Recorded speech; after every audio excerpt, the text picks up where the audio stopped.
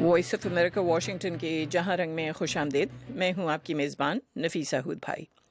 ہم جہاں رنگ بھارت کے وزیر اعظم نریندر مودی کے امریکی کانگریس سے خطاب کی خبر سے شروع کریں گے، جنہوں نے امریکہ آنے کے بعد صدر باراک اوباما اور دیگر اہم امریکی رہنماؤں سے ملاقات کی ہے. آگے چل کر ہم عالمی دہشت گردی رپورٹ میں پاکستان کا نام اور آخر میں ہلری کلنٹن کے امریکی صدر نامزد ہو کر تاریخی کامیابی حاصل کرنے پر بات کریں گے. اور ہم انتظار کر رہے ہیں کہ ہمیں رپورٹ موصول ہو.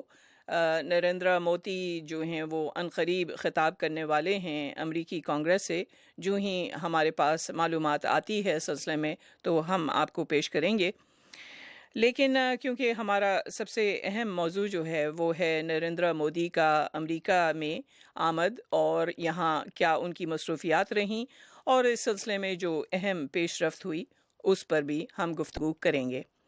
آپ لوگ اگر اس پہلے آدھے گھنٹے میں کچھ کہنا چاہیں تو کہہ سکتے ہیں.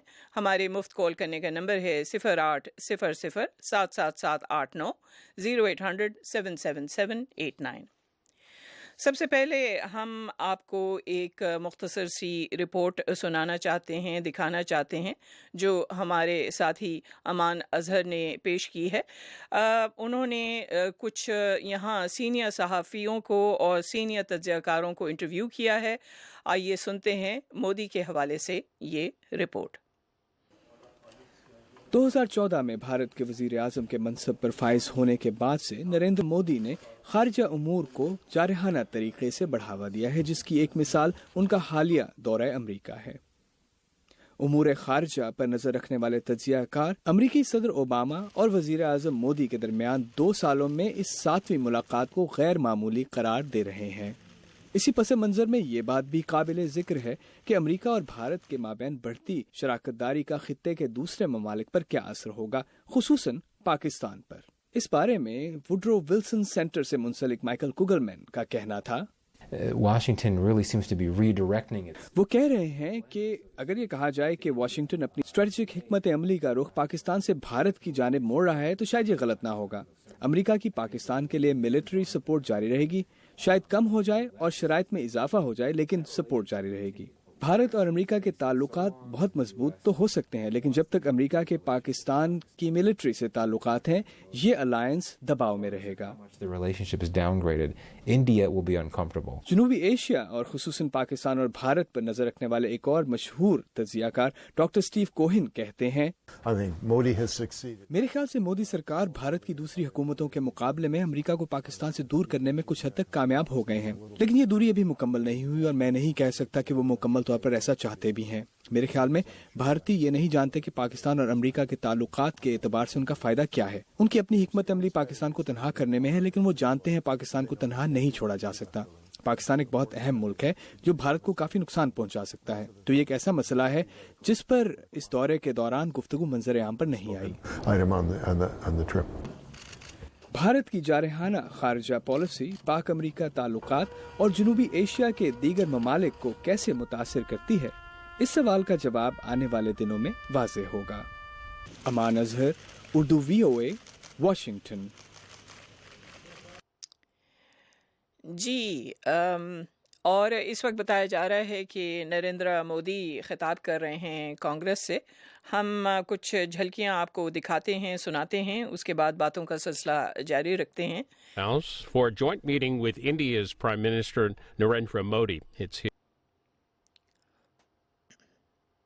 جی جو ہی ہمیں یہ رپورٹ موصول ہوتی ہے تو ہم آپ کو دکھاتے ہیں. اور اس سلسلے میں بتایا جا رہا ہے کہ ہمارے ساتھ اسلام آباد سے اس وقت موجود ہیں لائن پر جوہری سائنسدان ڈاکٹر عبدالحمید نیر. اور ڈاکٹر نیر آپ کو خوش آمدید. جی السلام علیکم نفیسہ. ہاں جی، تو یہ بتائیں کہ یہاں 2 دن سے ہم واشنگٹن میں نریندر مودی کے وزٹ کو بڑی گہری نظر سے دیکھ رہے ہیں. ایک معاملہ جو کل آیا وہ یہ تھا کہ بھارت کو میسائل ٹیکنالوجی کنٹرول رجیم کا رکن بنایا گیا ہے. آپ بھی جانتے ہیں کہ بہت سارے ممالک ہیں اگر وہ مخالفت نہیں کرتے پیر تک تو بھارت آٹومیٹکلی اس کا حصہ بن جاتا. یہ بتائیے کہ اس رجیم کا حصہ بننے سے بھارت کیا حاصل کرے گا امریکہ سے؟ ایسا ہے کہ یہ ایک اسپیشل گروپ ہے، میزائل ٹیکنالوجی کنٹرول رجیم، جو میزائل کی صنعت رکھنے والوں کے درمیان ایک معاہدہ ہے کہ وہ اپنے علاوہ آپس میں ٹیکنالوجی ایکسچینج کرنے کے علاوہ کسی اور ملک کو یہ ٹیکنالوجی نہیں دیں گے. بیچتے تو وہ ہیں لیکن دیں گے نہیں، ان کو ٹیکنالوجی نہیں دیں گے کہ وہ خود سے یہ چیزیں بنا سکیں. اس میں ہندوستان اور پاکستان سے باہر رہے، لیکن پھر بھی بہت سے ذرائع سے انہوں نے ٹیکنالوجی یہ حاصل کی. آپ نے دیکھا کہ شمالی کوریا نے بھی کی، عراق نے بھی کی، ایران نے بھی کی. ایران تو کافی آگے نکل چکا ہے. MTCR سے باہر ہونے کے باوجود بھی انہوں نے کافی یہ ٹیکنالوجی حاصل کر لی. لیکن اس کے کچھ حصے ایسے ہیں کہ جن کو بہت حساس سمجھا جاتا ہے، اور جب تک اس کا ممبر نہ ہو اس رجیم کا، اس وقت تک اس تک رسائی نہیں ہوتی. تو بھارت کو فائدہ یہ ہے کہ جہاں اس کی میزائل ٹیکنالوجی پہلے سے کافی ایڈوانسڈ ہے، اتنی ایڈوانسڈ ہے کہ وہ خلا میں سیارے بھی بھیج سکتا ہے، چاند تک بھی اپنے میزائل بھیج سکتا ہے، اپنے راکٹ بھیج سکتا ہے وغیرہ. اور شاید اسپیس اسٹیشن کے ممبرشپ بھی اس کو مل جائے تو وہ اس کی ایک خلائی حیثیت تو راکٹری میں اور جو ہتھیاروں کے لیے میزائل استعمال ہوتے ہیں ان میں کافی ایڈوانسڈ ہے. لیکن پھر بھی بہت سی ایسی ٹیکنالوجی ہے جو ان سسٹم کو بڑا ایفیشینٹ بناتی ہے، اور وہ اس کو حاصل ہونا شروع ہو جائے گی. پاکستان کو ڈس ایڈوانٹیج ہوگا کہ اس کی ٹیکنالوجی اتنی آگے نہیں بڑھ سکے گی، اور اس کو پھر ایسی ٹیکنالوجی حاصل کرنے کے لیے وہی طریقے استعمال کرنے پڑیں گے جو اس نے پہلے کیے ہیں. اچھا جی، ہمیں ابھی اطلاع ملی ہے کہ ابھی تک نریندر مودی کا خطاب کانگریس سے شروع نہیں ہوا ہے. جو ہی ہوتا ہے تو اس کو ہم لائیو لے آتے ہیں. لیکن ڈاکٹر نیئر، آپ بھی جانتے ہیں کہ پاکستان کے اندر جو خارجہ معاملات کے مشیر ہیں سرتاج عزیز، انہوں نے بھی آج سینٹ کو کہا کہ جس طرح سے بھارت اس طرح کی جوہری میزائل ڈیولپمنٹ پروگرامز کو آگے بڑھا رہا ہے، اسے علاقے میں جوہری توازن بگڑ جائے گا. آپ اس سے اتفاق کرتے ہیں؟ میرا تو خیال ہے کہ ہاں، بات صحیح ہے. خاص طور پہ اینٹی بیلسٹک میزائل ڈیفینس جو ہے، جس میں وہ اپنی طرف اپنے ملک کی طرف آنے والے بیلسٹک میزائل کو فضا میں ہی یا خلا میں نشانہ بنا سکتے ہیں، وہ اس کی طرف ہندوستان نے کافی پیش رفت کی ہے. اور اس نے بنائے بھی ہیں ایسے میزائل، اور ابھی ریسنٹلی تجربات بھی کیے ہیں، چاہے کچھ ناکام رہے، کچھ شاید کامیاب رہے. مگر یہ چیز ہے کہ یہ ٹیکنالوجی ABM سسٹمز بہت ڈی اسٹیبلائزنگ ہوتے ہیں. ڈی اسٹیبلائزنگ اس لحاظ سے ہوتے ہیں کہ اگر میرا دشمن اپنے پاس یہ ٹیکنالوجی حاصل کر لیتا ہے اور مجھے اس پر میزائل داغنے ہوں، تو بجائے اس کے کہ میں 1 یا 2 یا 5 میزائل میں داغوں، میں 10, 20 یا 50 میزائل داغوں گا کہ اس کی ڈیفینس ٹیکنالوجی کو پار کر کے وہ اپنے ہدف تک پہنچ سکے. اور اتنے 10, 20, 50 میزائل داغنے کی خاطر مجھے اپنے فسائل مٹیریل کو بھی اور اپنے میزائل کی تعداد کو بھی بڑھانا ہوگا. یہ وہ لاجک ہے جس کی بنیاد کے اوپر روس اور امریکہ نے سسٹمز کے شروع ہونے کے فوراً بعد ہی اس کا احساس کر لیا تھا کہ یہ چیز ٹھیک نہیں ہے، دونوں ممالک کے لیے ٹھیک نہیں ہے. چنانچہ انہوں نے اس کا ایک معاہدہ کر لیا تھا، اس کو ABM ٹریٹی کہتے ہیں. اور اس معاہدے کے تحت انہوں نے کہا کہ بجائے اس کے کہ آپ اپنے ملک کو مکمل طور پہ محفوظ کریں، اس سے ہم یہ معاہدہ کرتے ہیں کسی بڑے بڑے شہروں کو، سیدھا شہروں کو یہ محفوظ کریں گے اور ایک دوسرے کو بتائیں گے کہ ہمارے فلاں شہر جو ہے وہ ہم اس میزائل ٹیکنالوجی سے ABM سسٹم سے محفوظ کیے ہیں، باقی آپ کے لیے کھلے ہیں. تاکہ ڈیٹرنس جو ہے وہ اپنی جگہ پہ قائم رہے. اگر ڈیٹرنس ختم ہو گیا تو پھر حالات بہت خراب ہو سکتے ہیں. اچھا، یہ وجہ ہے کہ ہندوستان کا یہ اقدام جو ہے ہندوستان اور پاکستان کے بیچ پہ اپنے نیوکلیئر ہتھیاروں کی ریس کو بڑھائے گا. پاکستان کے پاس ابھی ABM سسٹمز نہیں ہیں. جب وہ حاصل کرے گا تو ہندوستان بھی اپنے پاس ہتھیاروں کی تعداد بڑھانے کی کوشش کرے گا وغیرہ وغیرہ. لہٰذا ان دونوں ملکوں کو جلد کسی معاہدے پہ آ جانا چاہیے کہ ہم ان کو ہر جگہ نہیں لگائیں گے. اچھا جی، اس وقت ہم امریکہ لوٹتے ہیں جہاں سے ہمیں سیاسیات کے پروفیسر فیضان حق نے جوائن کیا ہے. وہ بفلو اسٹیٹ یونیورسٹی میں پڑھاتے ہیں. پروفیسر فیضان، آپ بھی نظر رکھے ہوئے ہیں نریندر مودی کے اس وزٹ پر. یہ بتائیں کہ امریکہ کے اندر بھی ظاہر ہے امریکی جو قانون ساز ہیں وہ بڑی گہری نظر رکھے ہوئے ہیں یہ جو اس وقت معاہدے ہو رہے ہیں بھارت کے ساتھ. یہ بتائیں کہ امریکہ کیا حاصل کرنا چاہتا ہے اس رشتے سے جو کہ وہ بھارت کے ساتھ نیا قائم کر رہا ہے؟ جی، تو سے پہلے سننے والوں کو بہت سلام دعا اور پیار. اللہ تعالیٰ ان کو اپنی ایمان میں رکھے. جو ہم پریزیڈنٹ مودی جو ہیں یہ ان کی 7ویں ملاقات ہوگی پریزیڈنٹ اوباما سے، اور یہ دوسرا ٹرپ ہے ان کا وائٹ ہاؤس کے لیے.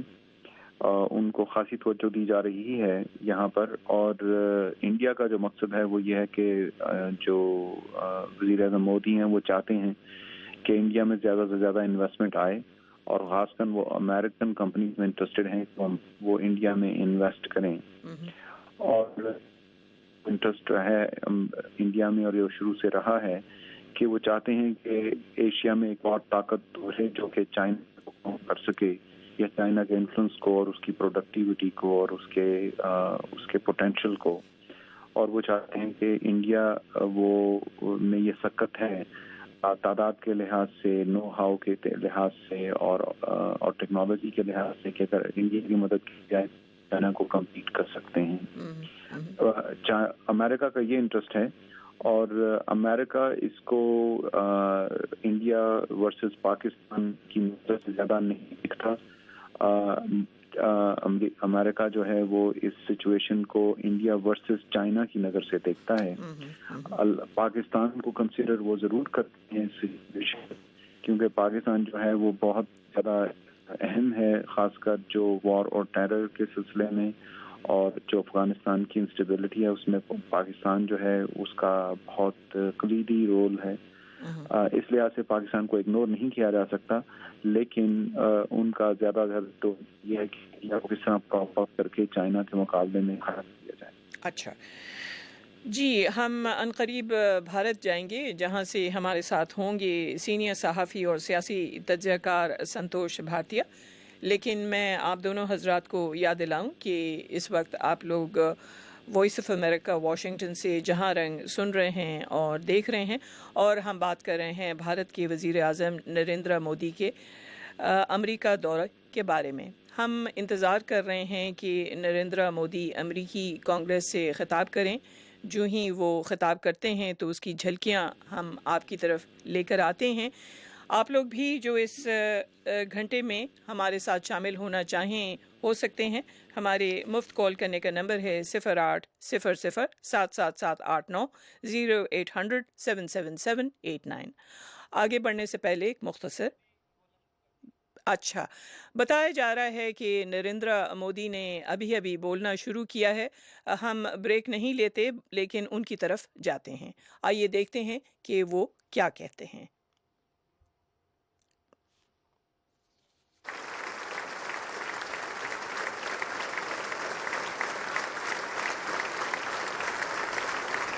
جو بھارت کی پرگتی کو دیکھنے کی ان کو پریشانی ہو رہی ہے،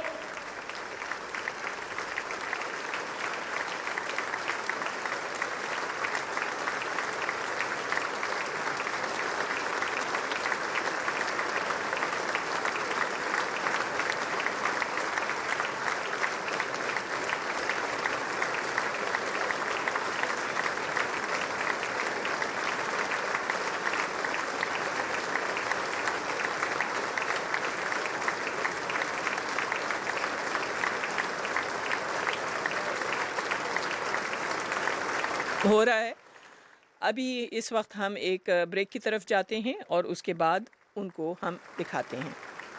آئیے لیتے ہیں ایک بریک. گلوبل ایشوز پر دو ٹوک بات. ملیہ صاحبہ، کیا اس کی وجہ اسلاموفوبیا ہے؟ کیا یورپ خوفزدہ ہے؟ دنیا بھر سے ماہرین کی رائے. جب ان کو مہاجرین کا سامنا کرنا پڑا تو انہوں نے کہا ہاں ہم مہاجرین کو لینے کو تیار ہیں، لیکن مسلمان مہاجرین کو لینے کو تیار نہیں ہیں. Cooperation with countries like Pakistan, which we're already partnering with in this fight against terrorism. کہ پاکستان کا پورا فوکس صرف یہ ہے کہ بھارت پاکستان کو جنگ مسلط نہ کر سکے. غیر جانبدار بحث. ریمٹ ڈیوس کا واقعہ ہوا پاکستان کے اندر، کہاں تھی عدالتیں، کہاں تھی آزاد ہے کہ ہماری عدالتیں، کیا یہ عدالتوں کا فیصلہ تھا؟ پاکستان میں دیکھیں ایک تو کلچر ہے سائلنس کا، اور خاص طور پہ جہاں پہ سیکشول ابیوز یا کوئی بھی چیز اس موضوع سے جس کا تعلق. Independence Avenue, Washington D C سے محمد عاطف کے ساتھ.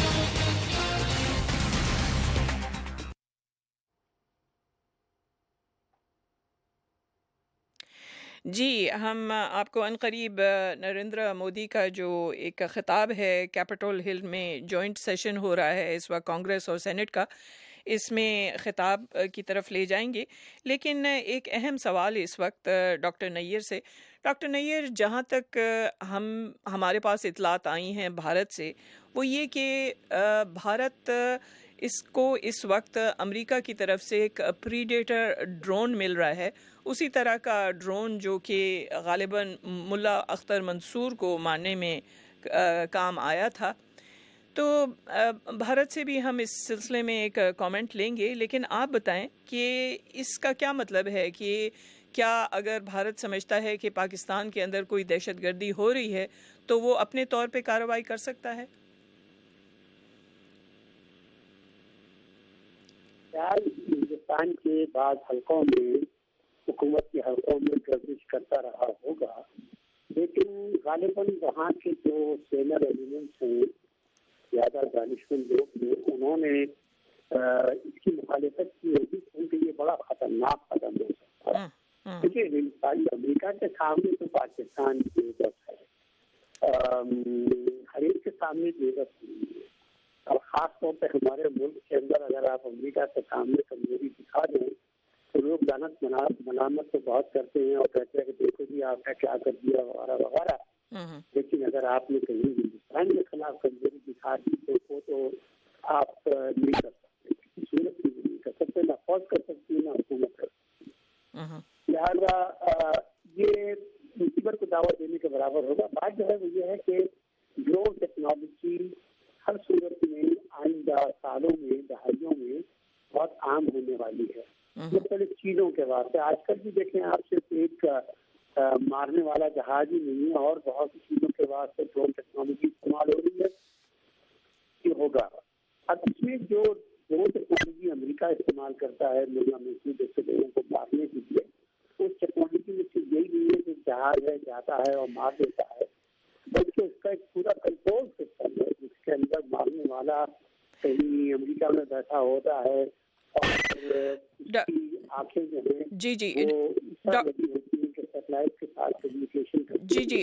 ڈاکٹر نیر، قطع کلامی ہوتی ہے لیکن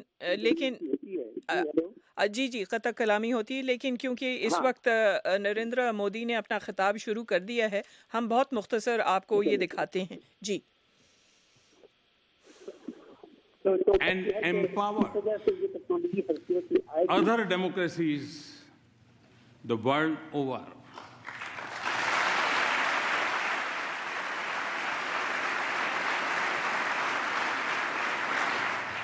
It manifests the spirit of this great nation, which is, in Abraham Lincoln's words,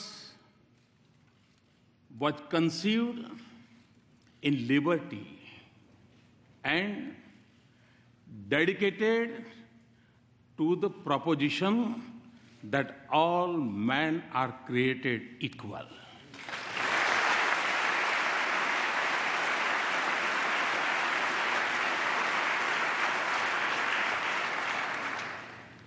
In granting me this opportunity, you have honored the world's largest democracy and its 1.25 billion people.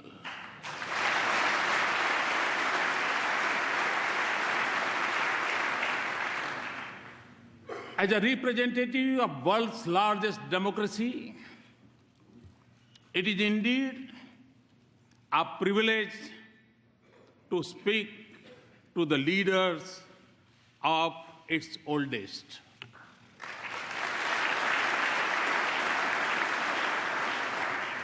Mr. Speaker, 2 days ago, I began my visit by going to the Arlington National Cemetery, the final resting place of many brave soldiers of this great land.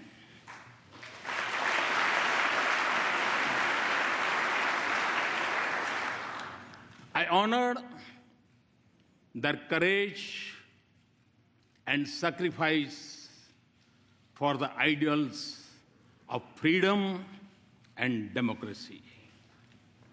It was also the 72nd anniversary of the D-Day.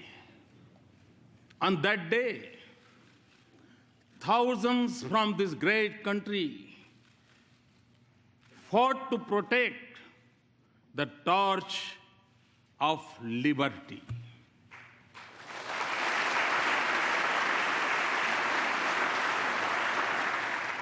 They sacrificed their lives so that the world lives in freedom. I applaud, India applauds the great sacrifices of the men and women from the land of the free and the home of the brave in service of mankind.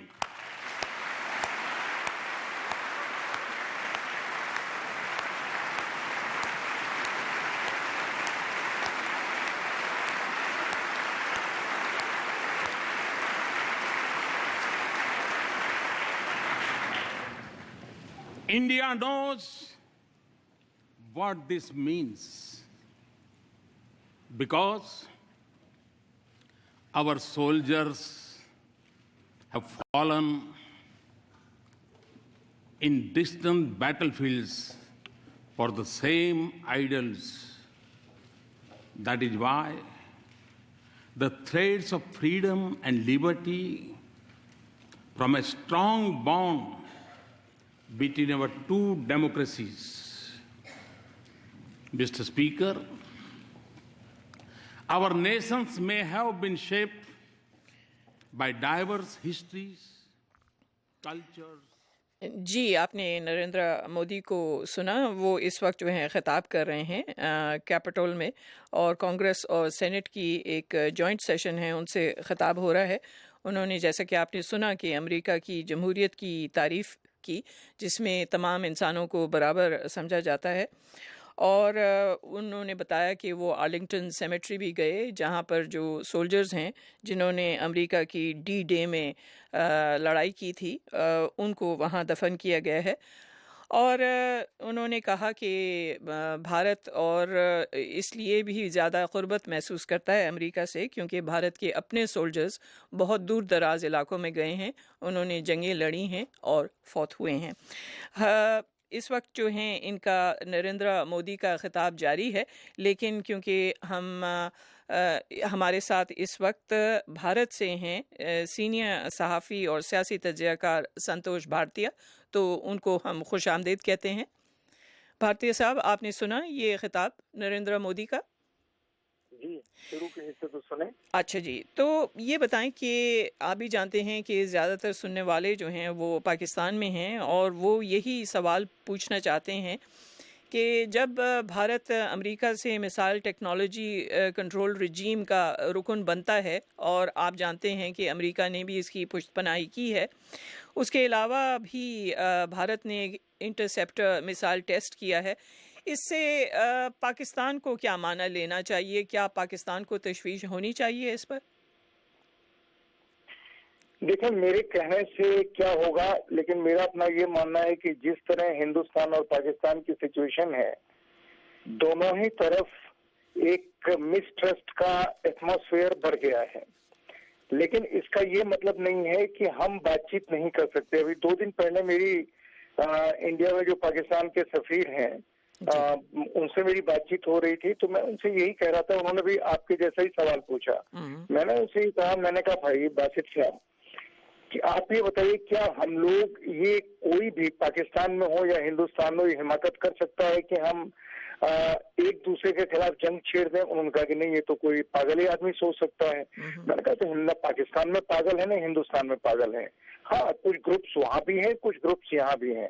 ہم کو صرف یہ دھیان رکھنا ہے کہ جو peace process میں یہ بیانات آ جاتے ہیں اور چھوٹے چھوٹے انسیڈنٹس ہو جاتے ہیں، ان انسیڈنٹس کو ہم یہ مان کے چلیں کہ یہ پیس پروسیس کو روکنے کے لیے ہیں یا مسٹرسٹ پیدا کرنے کے لیے ہیں۔ اگر یہ سمجھ جائیں گے، اور میرا خیال ہے عوام سمجھتی ہے دونوں طرف کی، پر یہ جو سو کالڈ سرکاروں میں ہیں لوگ یہ نہیں سمجھتے یہ بھی ہے، لیکن یہ اس کا فائدہ لیتے ہیں۔ ان کو لگتا ہے کہ کہیں کوئی دوسرا سامنے والا اس ایشو کو اچھال کر ہمارے خلاف اور زیادہ اپنا ووٹ نہ بڑھا لے۔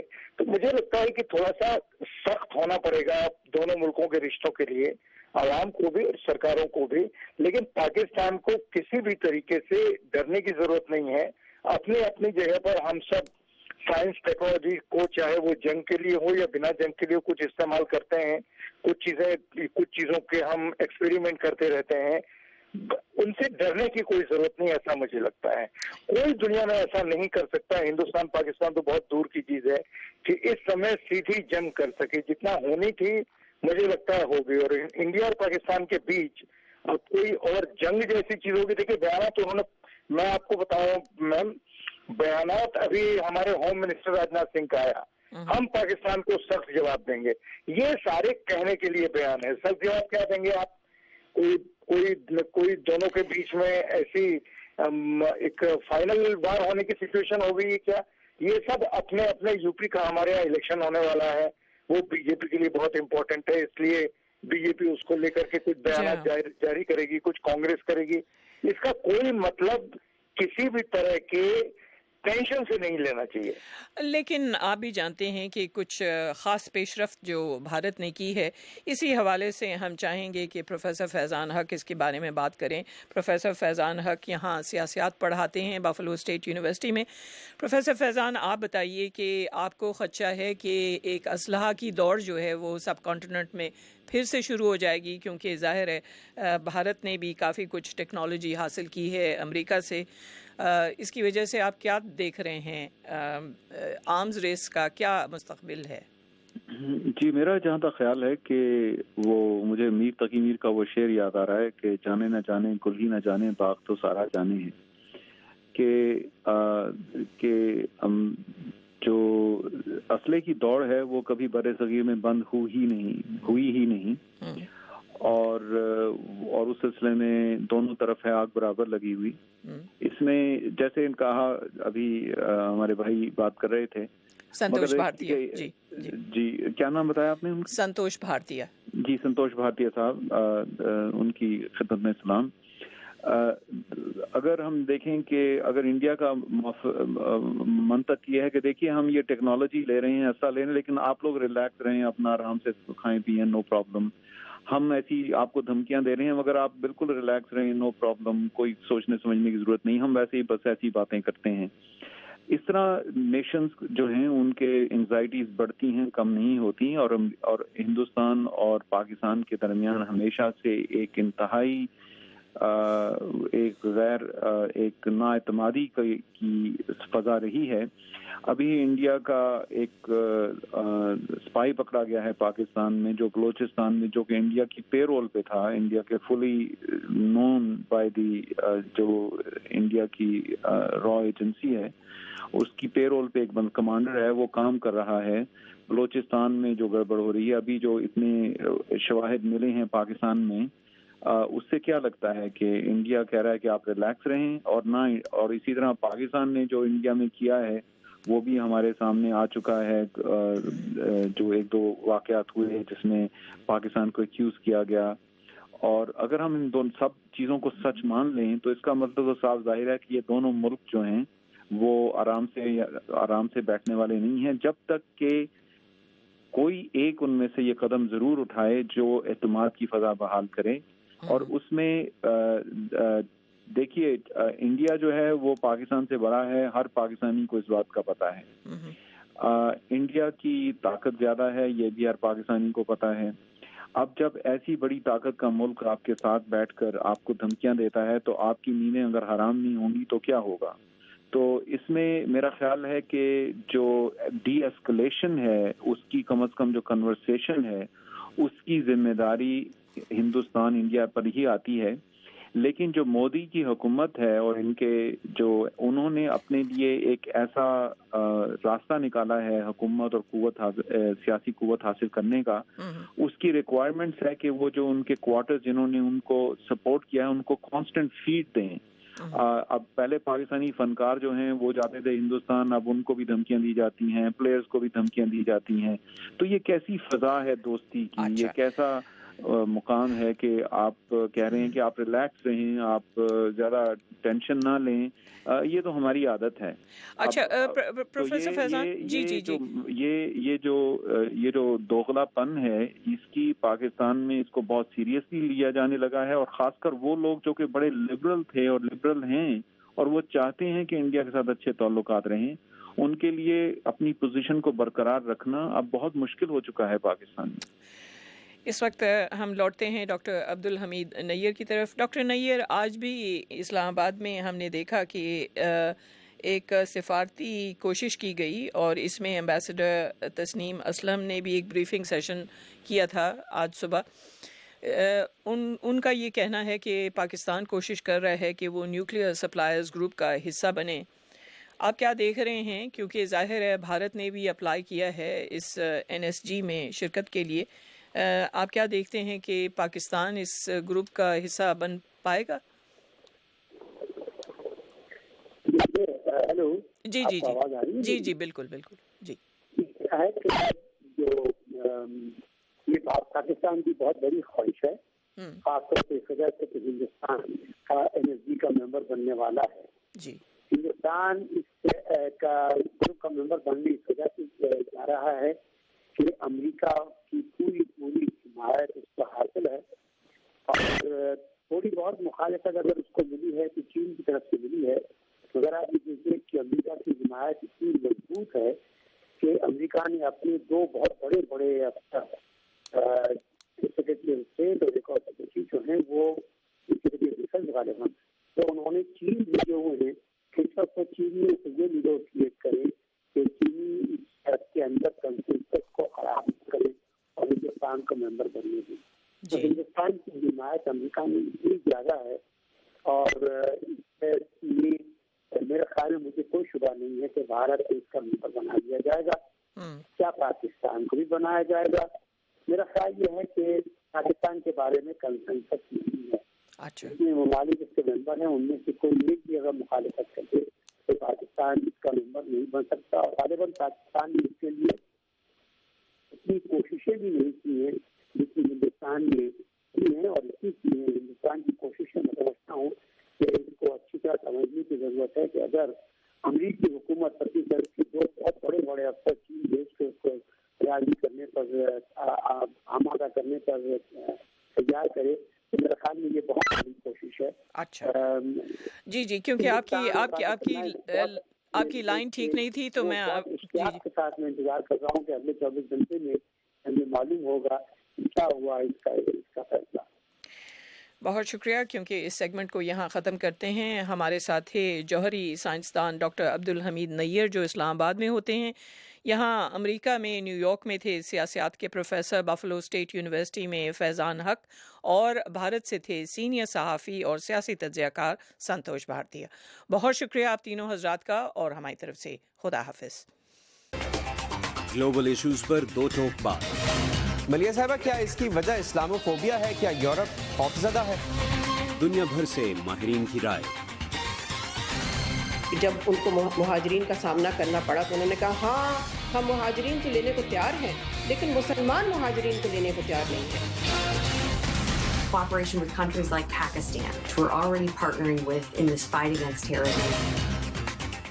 कि पाकिस्तान का पूरा फोकस सिर्फ ये है कि भारत पाकिस्तान से जंग मुतल्लक ना कर सके। गैर जानिबदार बहस। रेमिट डेविस का वाक़या हुआ पाकिस्तान के अंदर, साथ ही अदालतें, साथ ही आज़ाद है कि हमारी अदालतें, क्या ये अदालतों का फैसला था? पाकिस्तान में देखें, एक तो कल्चर है साइलेंस का, और ख़ास तौर पे जहाँ पे सेक्सुअल अब्यूज़ या कोई भी चीज़ इस मौजूद से जिसका ताल्लुक। इंडिपेंडेंट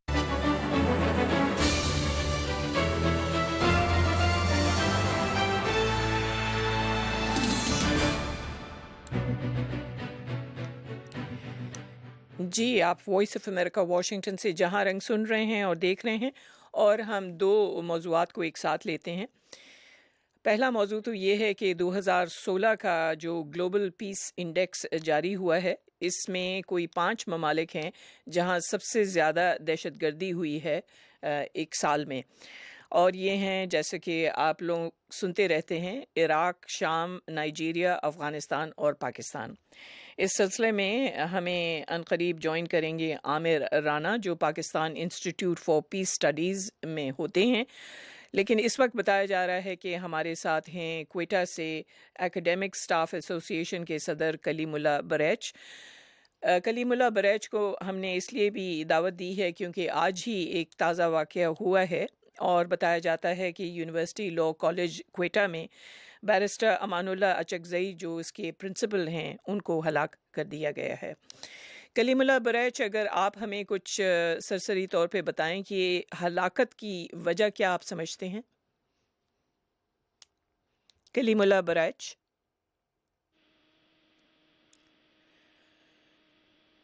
कलीमुल्लाह बरैच, आप हमारे साथ हैं?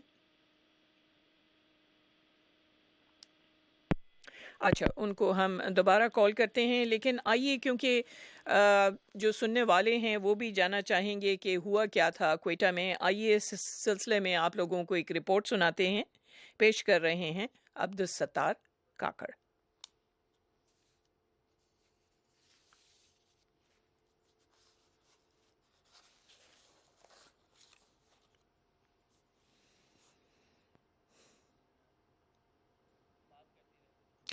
जी, अब्दुल सत्तार काकड़ की भी रिपोर्ट हम आपको सुनाते हैं, लेकिन जैसा कि मैंने आप लोगों को बताया कि हमारे पास जो इतलात आई हैं वो ये हैं कि पाकिस्तान उनका शुमार उन मुल्कों में है जहां सबसे ज़्यादा दहशतगर्दी होती है, जहां सबसे ज़्यादा असलहा इस्तेमाल होता है, और बुनियादी तौर पे हम यही सवाल उठाना चाहते हैं क्योंकि जैसा कि आप लोग जानते हैं कि 2014 में ज़रबे अज़्ब नाफिज हुआ था, और उसके बाद कुछ मुतज़ाद रिपोर्ट्स भी आई हैं कि दहशतगर्दी जो है वो 50% कम हुई है।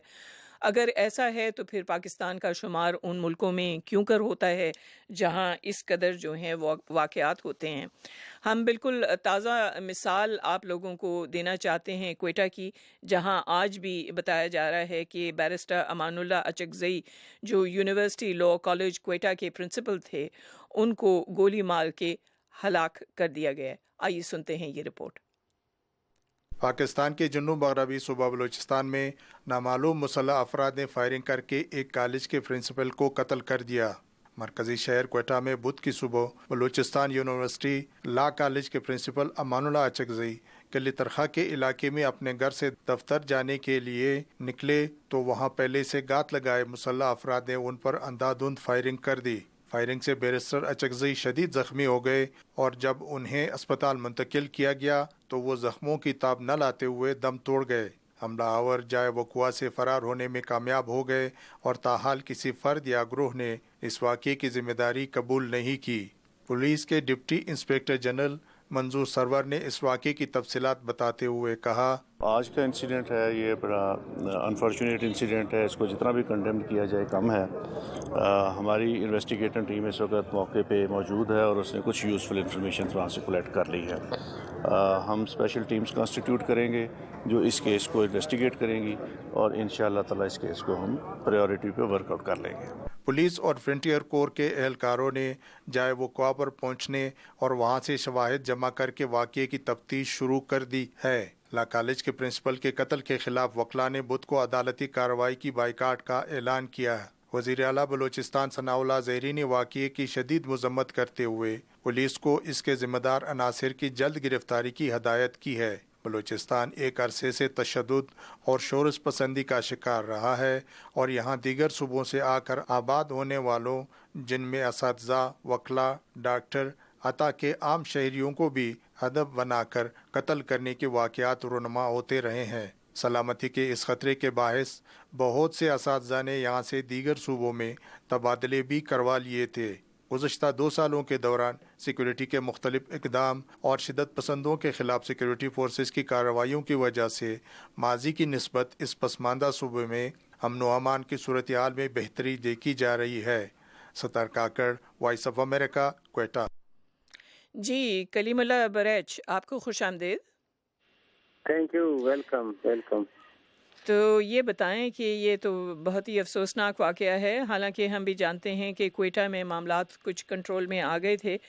کیا یہ امان اللہ اچکزئی کسی کے کیس کی پیروی کر رہے تھے جس کی وجہ سے ہلاک کیے گئے، یا کیونکہ یہ اساتذہ میں شامل تھے؟ کیا وجہ ہے ان کی ہلاکت کی؟ دیکھیے، امان اللہ بیرسٹر ایک جوان سال وکیل تھے اور وہاں انہوں نے لندن سے ایجوکیشن حاصل کی تھی۔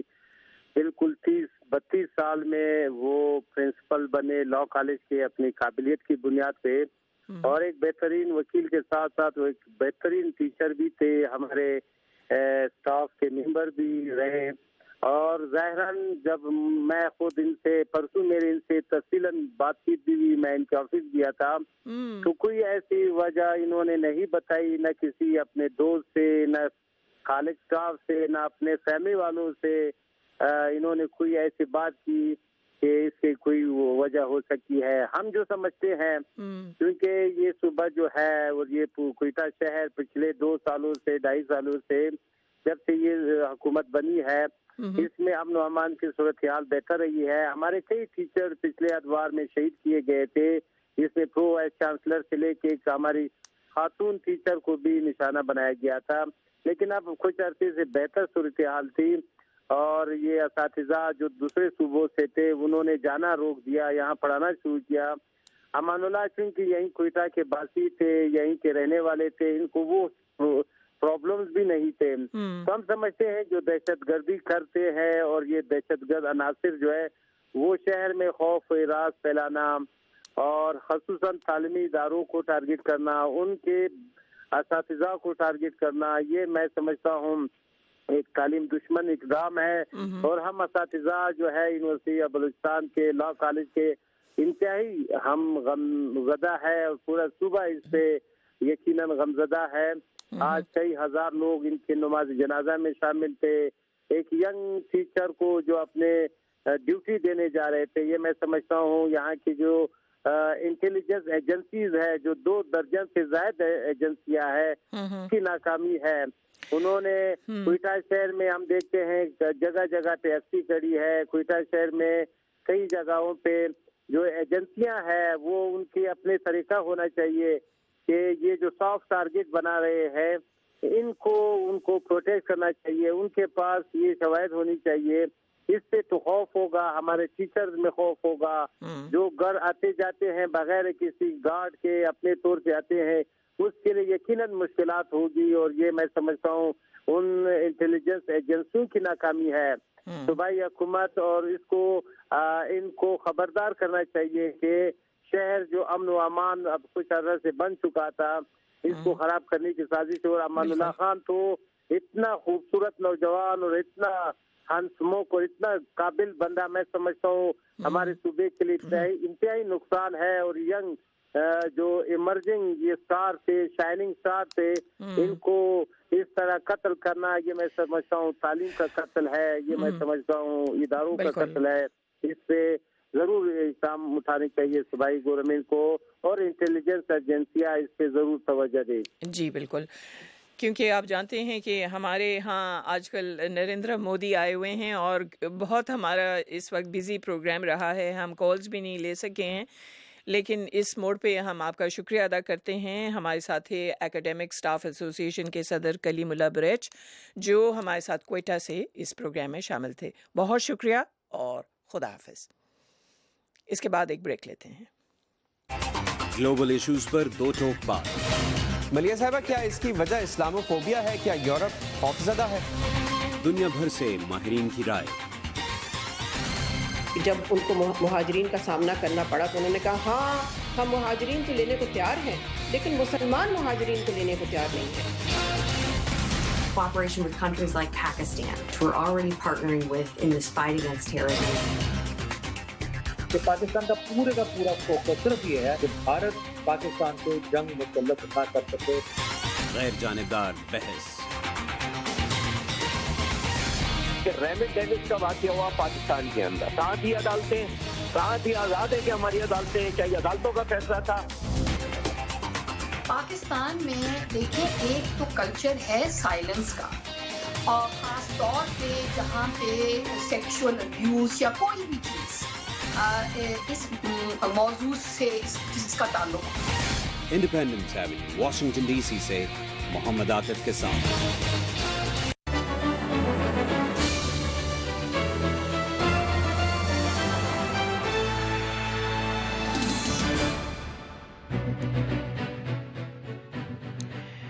جی، آپ وائس آف امریکہ واشنگٹن سے جہاں رنگ سن رہے ہیں اور دیکھ رہے ہیں، اور ہم اپنے آخری موضوع کی طرف آتے ہیں. موضوع ہے 2016 کے جو انتخابات، جس کے لیے ابھی تقریباً تمام پرائمریز ہو گئی ہیں. صرف اگلے ہفتے ایک انتخاب ہوگا یہاں واشنگٹن ڈی سی میں، لیکن بیشتر امریکنوں نے پرائمریز اور کوکس میں اپنے ووٹس ڈال دیے ہیں.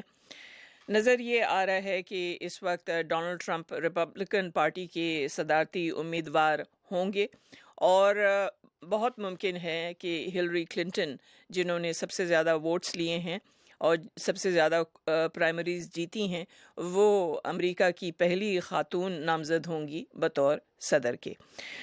اس سلسلے میں اس وقت بتایا جا رہا ہے کہ ہمارے ساتھ ریپبلکن پارٹی کے حامی طلعت رشید ہیں، اور ہمیں جوائن کیا ہے نیو یارک سے سائیکیٹرسٹ ڈاکٹر ریحانہ لطیف نے.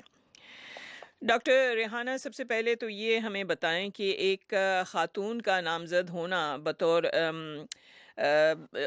ڈیموکریٹک پارٹی کی طرف سے، یہ کتنا اہم ہے امریکہ کی تاریخ کے لیے؟ میرے خیال میں یہ بہت بڑا لینڈ مارک وکٹری ہے، کیونکہ عورتوں کو 40-50 سال پہلے ووٹنگ کے رائٹس نہیں تھے.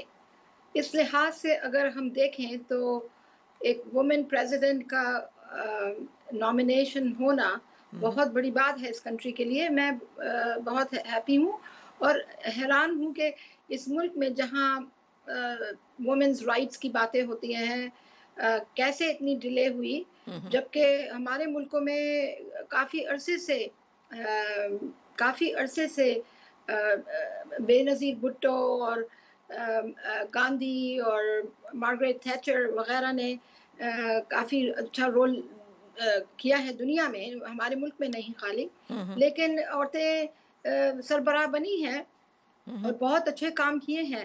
تو اس لحاظ سے ہلیری کلنٹن کا ہونا ایک کافی اچھی بات ہے کہ ایٹ لیسٹ ایک آس ہوئی کہ عورتیں آگے بڑھیں گی. یہ تو ہے، لیکن ڈاکٹر ریحانہ آپ بھی جانتی ہیں کہ ہلری کلنٹن کے شوہر जी बोलिए। हिलरी क्लिंटन के शौहर बिल क्लिंटन पहले सदर रहे जी, और हिलरी जो हैं उनको भी इस्टेब्लिशमेंट का एक हिस्सा समझा जाता है। वो सेक्रेटरी ऑफ स्टेट रही हैं और बहुत दौलतमंद भी हैं। इस लिहाज से डोनाल्ड ट्रंप को आपने देखा, वो एक मिलियनेयर हैं, बिलियनेयर या जितना भी बहुत ही दौलतमंद शख्स हैं। दोनों यानी कि डोनाल्ड ट्रंप और हिलरी क्लिंटन जो हैं वो दौलतमंद शख्सियात हैं। आप समझती हैं कि पैसे का कितना अमल दखल है अमेरिका में चुनाव में?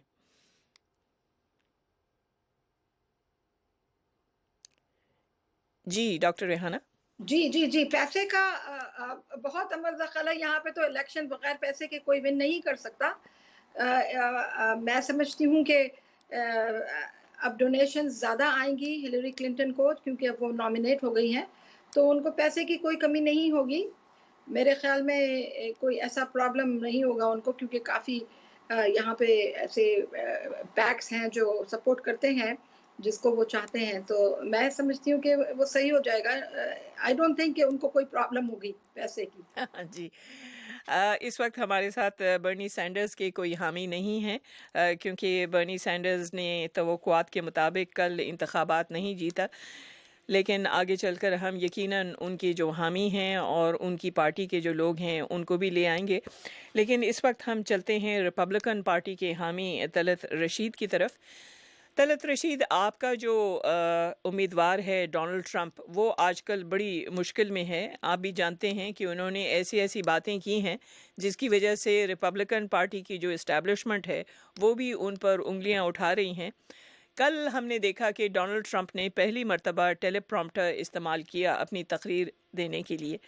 क्या समझते हैं कि यही एक तरीक़ाकार वो इस्तेमाल करेंगे मुस्तकबिल में भी?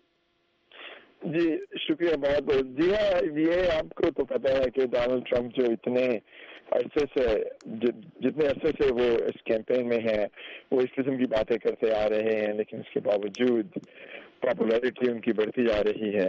हाँ, आपने ठीक कहा कि अब कुछ जो है सेनेटर्स और पॉलिटिशियंस, कांग्रेसमैन जो उनको सपोर्ट करते थे, दे आर बैकिंग आउट, क्योंकि जिस तरीके से बोल्डली वो बात कह देते हैं और बाद में फिर उसको रिग्रेट करते हैं। तो ये डोनाल्ड ट्रंप का रवैया है, समझ लें, या इस तरीके से वो स्टेटमेंट देते हैं जो कि उनको हर्ट करेंगे इन द लॉन्ग रन। लेकिन उसके बावजूद अगर आप देखें, even though he's very unpopular, but at the same time वो लीड भी कर रहे हैं हर जगह, और उनके जो सपोर्टर हैं वो बिल्कुल स्ट्रिक्ट है उनके साथ। हिलरी का जो मसला है, ठीक है, वो नॉमिनेशन में जीत गई है, लेकिन अगर आप देखें ट्वीट्स वगैरह या जो फेसबुक या इंटरनेट पे जो बर्नी सैंडर्स के वोटर्स हैं, वो ये कह रहे हैं कि हम मिस क्लिंटन को वोट नहीं देंगे, वो डोनाल्ड ट्रंप को वोट देंगे। तो ये जो स्विंग है, ये हो सकता है कि अपने डोनाल्ड ट्रंप के फायदा में रहे। और अब जैसे आपने कहा टेलीप्रॉम्प्टर इस्तेमाल कर रहे हैं, आई थिंक इनके एडवाइजर जो है अब उनको ये पुश कर रहे हैं कि वो act like as a presidential candidate और अपने आप को जो प्रेसिडेंशियल कैंडिडेट होता है उसी तरह रिप्रेजेंट करें। अब आई डोंट नो कि वो 100% कर सकेंगे या नहीं, लेकिन वो इस कोशिश कर रहे हैं। लेकिन फिर भी ये देखें ना, आजकल जो मसला चल रहा है जज का, उसमें भी उन्होंने कुछ बातें कह दी जो उनको नहीं करनी चाहिए थी। जी। लेकिन ये है कि उन्होंने ओपनली कह दिया। ये बताएं, क्योंकि जाहिर है आप भी इलेक्शंस को बहुत करीब से देख रहे हैं, हम ये सुन रहे हैं कि बर्नी सैंडर्स और हिलरी क्लिंटन गालिबन सदर ओबामा से कल मिलेंगी यहाँ वाशिंगटन में। कम से कम सदर ओबामा के साथ बर्नी सैंडर्स की कोई मुलाकात होगी। आपके ख्याल में सदर ओबामा कोशिश करेंगे कि सैंडर्स अपना कैंपेन अभी ख़त्म करें और हिलरी क्लिंटन की हिमायत करें? जी हाँ, आई थिंक वो यही करेंगे। जैसे देखा रिपब्लिकन पार्टी में हालांकि कितनी कंट्रोवर्शियल थे, ट्रंप को कोई भी लाइक नहीं करता था, लेकिन उन्होंने मई में डिसाइड कर लिया था कि ये हमारा कैंडिडेट है। लेकिन डेमोक्रेटिक पार्टी में अनफॉर्चुनेटली अभी तक बर्नी सैंडर्स कुछ कर रहे हैं कि अगर ना हुआ तो वो इंडिपेंडेंट रन करेंगे। उनके सपोर्टर्स ये कह रहे हैं कि उनको रन करना चाहिए क्योंकि वो क्लिंटन को पसंद नहीं करते। और ओबामा बिल्कुल ठीक कहा आपने कि वो ये कोशिश करेंगे कि वो इन दोनों से कहें कि ठीक है, कॉम्प्रोमाइज करें और हिलरी क्लिंटन को डेमोक्रेटिक पार्टी का की नामजदगी दे दें। अब ये पता नहीं कि बर्नी सैंडर्स किस हद तक उनकी बात मानेंगे, लेकिन लग रहा है क्योंकि बर्नी सैंडर्स के इतने चांस नहीं है अभी। हिलरी क्लिंटन तो डेफिनेटली बहुत लीड में है वो। डॉक्टर रेहाना, आप साइकियाट्रिस्ट भी हैं और यकीनन किसी हद तक आप जो डोनाल्ड ट्रंप के जुमले हैं जो वो कह रहे हैं उस मैक्सिकन जज के बारे में जो मैक्सिकन नस्ल का है और जो ट्रंप यूनिवर्सिटी पर रूलिंग देगा इलेक्शंस के बाद, ये बताएं कि ट्रंप जब किसी मैक्सिकन की हेरिटेज की बात करता है, यानी कि वो फलां नस्ल से ताल्लुक़ रखता है लिहाजा वो मुनसिफाना अंदाज में रूलिंग नहीं दे सकता, ये इस तरह की बातें कैसा शख्स कहता है? के बारे में मुझे ये लगता है कि डोनाल्ड ट्रंप जो है वो पॉलिटिशियन नहीं है। जो उनके मुंह में आता है वो बोल देते हैं, जहां बोल देते हैं जो करना है जो करने हैं। ये बातें जो वो करते हैं जब इस तरह होती है जैसे फैमिली फ्यूड है, उसमें इंसान हर एक का जो अच्छा बुरा जो भी उनके जहन में आता है किसी के बारे में वो बोल देते हैं।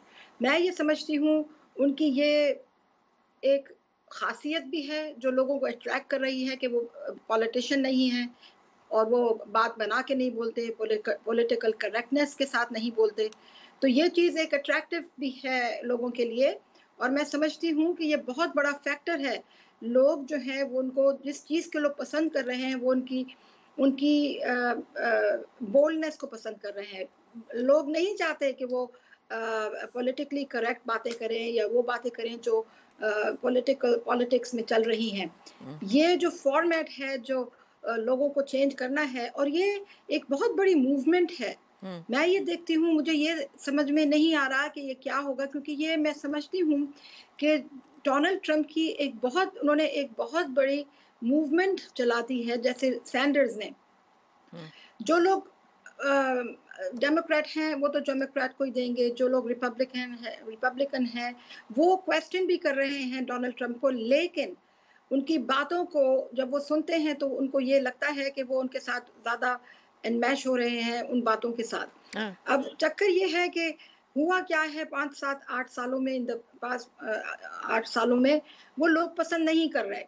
तो जो मैं ट्रेंड देखती हूँ वो ये देखती हूँ कि इट विल बी बहुत डिफिकल्ट होगा हिलरी को ये इलेक्शन विन करना, क्योंकि ग्रास रूट्स जो है वो अब राइज हो रही है। ग्रास रूट का मतलब है 100 मिलियन जो वोट नहीं दे रहे थे वो अब आएंगे और वो विन करना।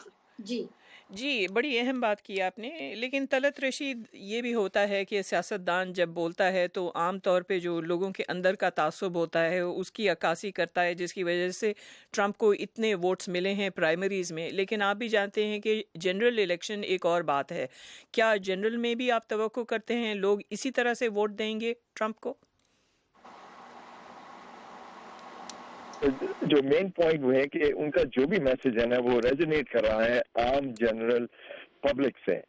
अब वो मैसेज हिलरी क्लिंटन नहीं दे पा सकेंगी क्योंकि सबको पता है कि हिलरी क्लिंटन एस्टैब्लिशमेंट की कैंडिडेट्स हैं और जो भी स्पीच करती हैं उन्होंने कभी ये नहीं कहा, उन्होंने ये तो कहा कि जी हम जॉब क्रिएट करेंगे, लेकिन ये नहीं कहा कि हम कैसे करेंगे।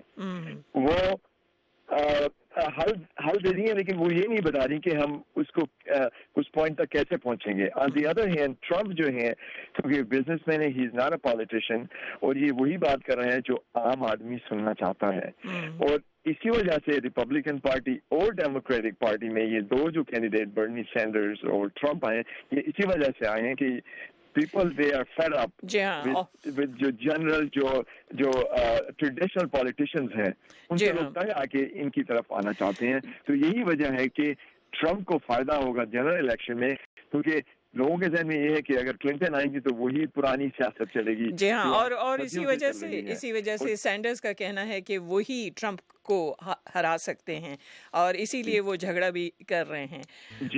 बहुत शुक्रिया। हमारे साथ ही रिपब्लिकन पार्टी के हामी तलत रशीद जो शिकागो में होते हैं और उनके साथ ही डॉक्टर रेहाना लतीफ़ जो साइकियाट्रिस्ट हैं और न्यूयॉर्क में होती हैं। बहुत शुक्रिया आप दोनों का और हमारी तरफ से खुदा हाफिज़। इसके साथ ही जहां रंग को समेटते हैं वॉइस ऑफ अमेरिका वाशिंगटन से मैं हूं नफीसा हूद भाई। सुनने का शुक्रिया और खुदा हाफिज़। اس پروگرام میں جو نقطہ نظر پیش کیے گئے وہ خالصتاً ہمارے مہمان شرکاء کے تھی اور وہ وائس آف امریکہ کے موقف یا امریکی حکومت کی پالیسی کی نمائندگی نہیں کرتے۔